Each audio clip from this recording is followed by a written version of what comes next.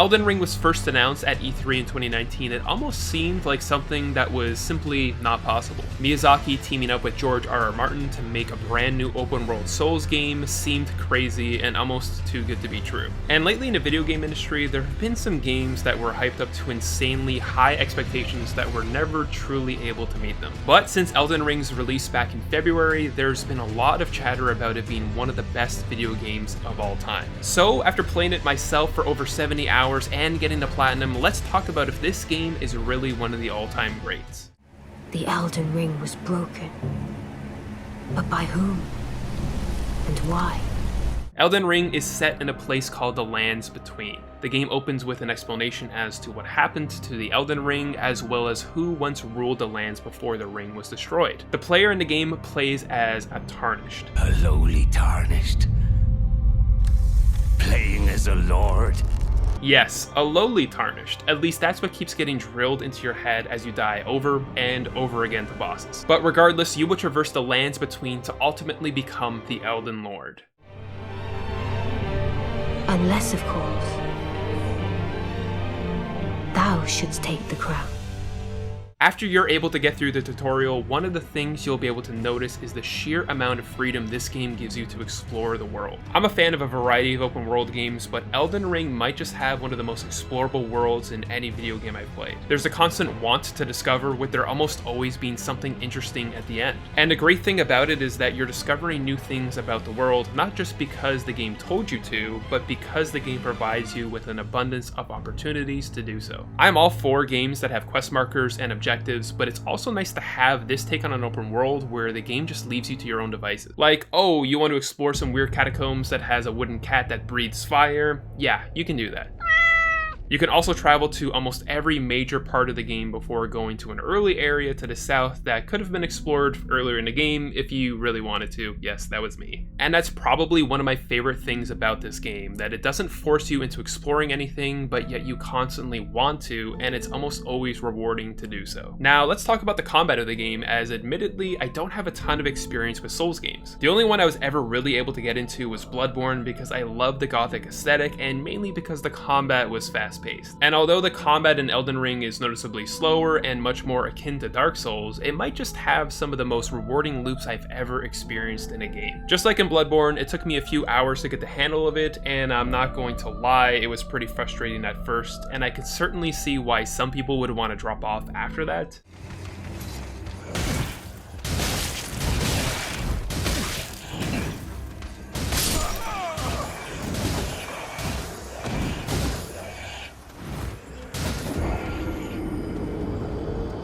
But there's a moment in the game where it simply just clicked for me, and I felt like all of a sudden the game finally made sense. From there on, I just wanted to keep getting better, and if that's something that sounds fun to you, then you're going to love this game. The combat is also incredibly deep and offers so many ways to play. The sheer variety of weapons, Ashes of War, and Ruins allows for some superbly creative builds. The Ashes of War in particular was something that was an amazing feature that allowed for some really neat abilities to be used, while still allowing the player to use a playstyle that they enjoyed. And yes, eventually I ended up using the Rivers of Blood katana, but honestly, it was just so much fun to use. Besides the difficulty, one of the things you always hear about in From Software games are the bosses, and Elden Ring's boss battles are just so well thought out and designed. With the Malenia boss fight being, for me, the clear standout amongst some insanely great bosses. Now, is it the best boss fight of the year? As of right now, I would certainly say so. It did take me around 3 to 4 hours to beat her, which is easily the longest I've spent on any boss in any game, but the sheer satisfaction I felt from defeating her was honestly one of the best feelings.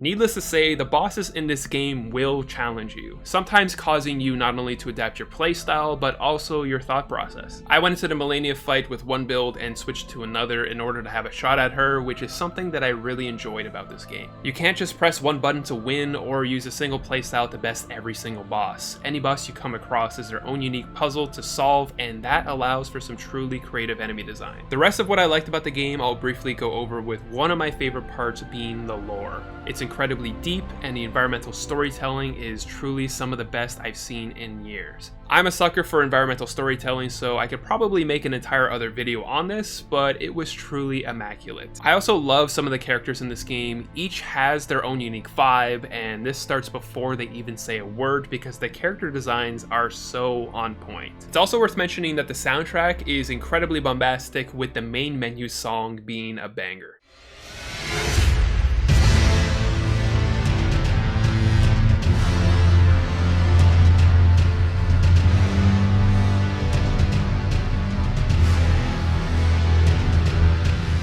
The last thing I want to mention in this review is that the presentation is the best in a From Software game, with some truly dazzling landscapes and cutscenes.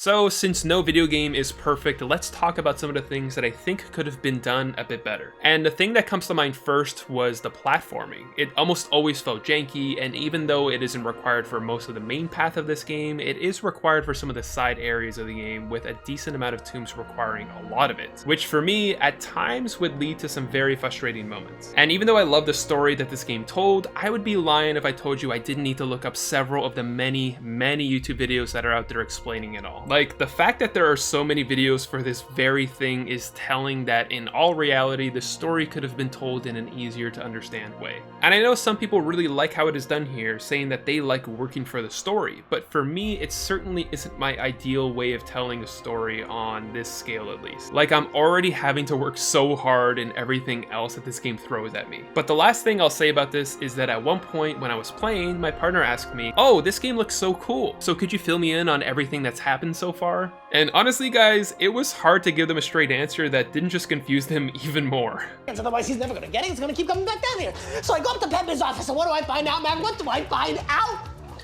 There is no Pepe Sylvia. The man does not exist. I also noticed that the second half of the game had quite a few repeat bosses for bosses that you've already defeated, and was lacking a little bit of enemy variety that was incredibly abundant earlier in the game. There is certainly a clear drop-off once you get to a particular area of the game, but since there are a lot of boss fights, this one is honestly almost entirely forgivable. And as good as some of the best boss fights are, not all of them are a 10 out of 10 in terms of quality, especially when doing some of the smaller dungeons, and in particular the last form of the final boss. Again, not a huge knock on the game considering the sheer amount of bosses that the game has, but it is something worth noting. Now, if there's one big hangup I have with Elden Ring and most From Software games in general, it's that the game systems are super obtuse and not really friendly to newer players. Like, I was literally 45 hours into the game before I knew what to do with Great Runes, and I know I'm not the only one who experienced something like that at some point in the game. Without looking stuff up, which I felt like I had to do at multiple times, it would be hard to know how a lot of the systems in the game even functioned. And yes, while there's certainly some real joy to be experienced when figuring out some of these things for yourself, I know that there are people out there like myself who likely never would have figured out how a lot of the game works without looking up resources online. And while that doesn't make this a bad game by any means, I do think that the game could do a bit more to give people options to learn about some of the amazing things that this game has to offer. And every once in a while the game threw some BS at you like this, which I would totally laugh at because it's just ridiculous, but I could see how a few other people would find that to be really frustrating. The last thing that I wanted to hit on was that it would have been great if there was an option for a quest log. Something you could use to toggle on or off just to keep track of what you were doing when you were last playing. I often found that with more than a few days between game sessions, it could be difficult to remember any of the current quest lines that I was doing, which made an already difficult to understand story all the more complicated. And I fully acknowledge that this one might have been a little bit more difficult to get right, since the thing that I actually like most about this game is the sense of discovery it provides, so this one kind of is like a double-edged sword. But I do feel as though there's a medium here where those who would want a refresher or even an account of where they were at in a given quest should have an option or a setting that they could toggle on to help. Otherwise, you would have to record stuff down on a notepad, which I'm sure is fine for some, but most video games nowadays have provided some kind of option in-game for this exact thing. Champions! Welcome! A celebration of war! Paragon Festival! So with the combination of some of the truly amazing things that this game does and other aspects that it could improve upon, does this ultimately make it one of the all-time greats? Well, simply put, the answer is yes. Elden Ring is one of the best open world games I've ever played. The sense of discovery it provides is pretty much second to none. And in a genre of open world games that is so oversaturated where at this point it is hard to stand out above the rest, this game somehow manages to do that in some simple ways that feel groundbreaking. How it handles its amazing open world alone makes it a great game, but the fact that it does so many other things almost just as well, for me, makes it one of the greats. Even though there are areas that I think could be improved upon, I think of them more so in a way that the game could be polished rather than a huge deficit that it must overcome. It is definitely a game I'll be coming back to over the years, as there are just so many endless secrets and a variety of ways to play it. Which leads me to my final score, where I'm going to give Elden Ring a 9.7 out of 10. As you probably know by now, this isn't necessarily a game that everyone is going to love, but for those who are in the mood for a challenging open world experience, you're really going to enjoy this. So let me know in the comments if you consider Elden Ring to be one of the all-time greats. And if you're someone who loves Elden Ring or other video games, please consider subscribing to the channel so you can get updates on all the videos that I make that are all about new video games. I talk about a variety of games, from the big AAA releases like Elden Ring to some groundbreaking indie titles that you might not know about yet. I also have a TikTok channel if you're interested in some short form videos. And if you want to chat about games with me live, I stream Wednesdays and Saturdays on my Twitch channel where I play a variety of games. So feel free to check it out and maybe you'll discover something you like just as much as Elden Ring. Anyways, thanks for watching this video and I'll see you next time.